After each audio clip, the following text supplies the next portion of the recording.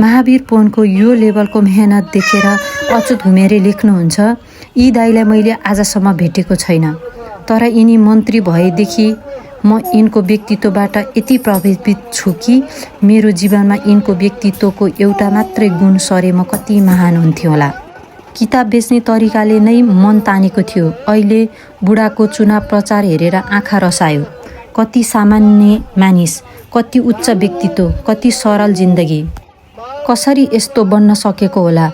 अहमलाई सम्पूर्ण रूपले जितेका वीर महावीर।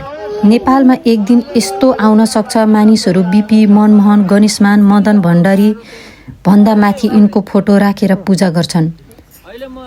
रासोपाले यिनका लागि आफ्नो उम्मेदवारी फिर्ता लियो रे भनेर भर्खरै समाचार पढे।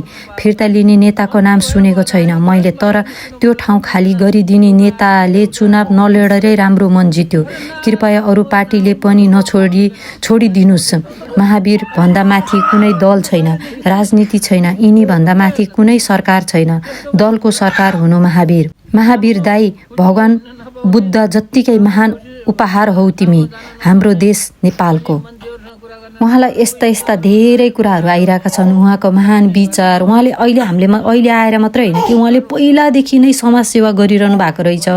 उहाँले स्कुल खोल्नेदेखिबाट लिएर सबै कामहरू गरिसक्नु भएको रहेछ कि। म्याग्दी जिल्लाको नागी गाउँमा 2049 सालमा गएर त्यहाँ चाहिँ एउटा हाई स्कुल स्थापना गरेको थिएँ र त्यो हाई स्कुल अहिले 10+2 भएको छ। अब त्यहाँ चाहिँ विभिन्न विषयको चाहिँ तालिमहरू पनि हुन्छ, खास गरी कागज बनाउने तालिमहरू, जाम बनाउने तालिम, यस्ता ह्यान्डिक्राफ्टहरू बनाउने तालिमहरू त्यस्तो पनि हुन्छ।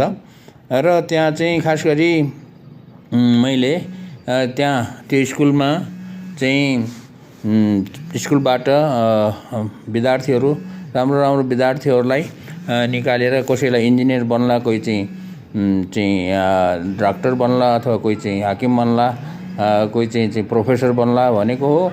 कसैले पनि अब केही बन्ने चाहिँ ढङ्ग ल्याएनन् अहिलेसम्म।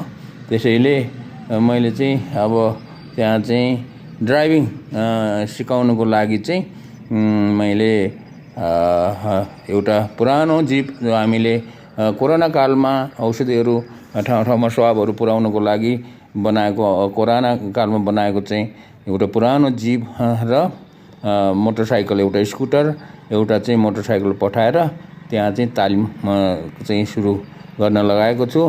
केही नभए पनि ड्राइभर बनेर ज्यान पाल्लान् भन्ने चाहिँ हिसाबले चाहिँ त्यो चाहिँ तालिम चाहिँ सुरु गरिएको हो। किनभने अब सबैलाई चाहिँ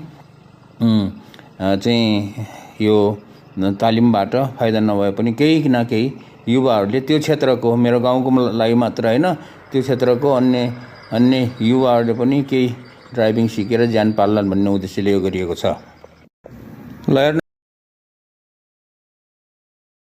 युवाहरूको चेत आउनुपर्छ। युवाहरूको चेत आएन भने फेरि परिवर्तन आउँदैन। युवाहरूको चेत आएन भने बुढाहरूले शासन गर्छ। बुढाहरूले शासन गर्यो भने अझै अर्को 35 वर्षमा पनि यो देश बन्दैन। परिवर्तन ल्याउनको लागि युवा